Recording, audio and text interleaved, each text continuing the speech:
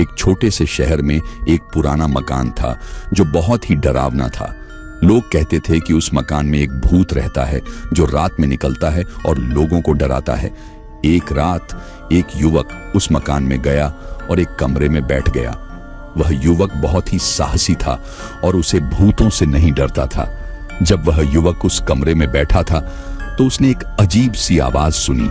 आवाज एक औरत की थी जो उसके पास आकर खड़ी हो गई थी। युवक ने देखा कि वह औरत बहुत ही सुंदर थी, लेकिन उसकी आंखें बहुत ही डरावनी थीं।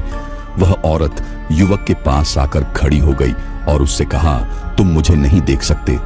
युवक ने सोचा कि वह औरत पागल है, लेकिन जब उसने उसकी ओर देखा तो उसने देखा कि वह औरत वास्तव में नहीं थी। वह एक भूत थी जो उसे डराने के लिए आई थी। युवक को बहुत डर लग गया और उसने सोचा कि वह वहां से भाग जाना चाहिए, लेकिन जब वह भागने लगा तो उसने देखा कि वह औरत उसके पीछे आ रही थी। युवक ने बहुत कोशिश की, लेकिन वह उस औरत से नहीं बच पाया और फिर वह औरत युवक के पास आकर खड़ी हो गई और उससे कहा, तुम मुझे नहीं देख सकते, लेकिन मैं तुम्हें देख सकती हूं।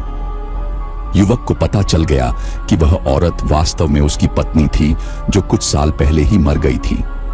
वह औरत युवक के पास आकर खड़ी हो गई और उससे कहा, मैं तुम्हें हमेशा के लिए अपने साथ ले जाऊंगी।